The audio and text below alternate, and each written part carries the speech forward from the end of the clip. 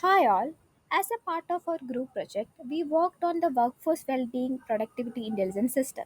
This idea came from observing how stress, burnout, and workload issues impact employees and how organizations often struggle to respond effectively.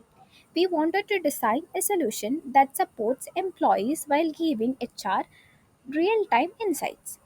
Employees frequently face stress, long hours, workload pressure, but they may not always speak up.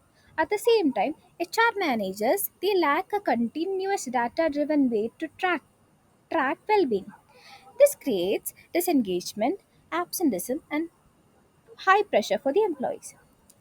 This intelligence system tackles this problem in two ways: a chatbot that employees can chat with anytime. It listens empathetically, provides stress and well-being tips, and escalates serious cases to HR. It supports various languages, English, Malayalam, Hindi, etc. A well-being dashboard that collects well-being data such as stress, productivity, emotional, and physical health. User chat charts and KPIs, HR can monitor trends across department and take preventive actions. Our target users are employees dealing with stress and HR managers who need insight. The journey begins when the employees engage with the chatbot. Their inputs are being processed into the well-being index and HR sees the results in dashboard.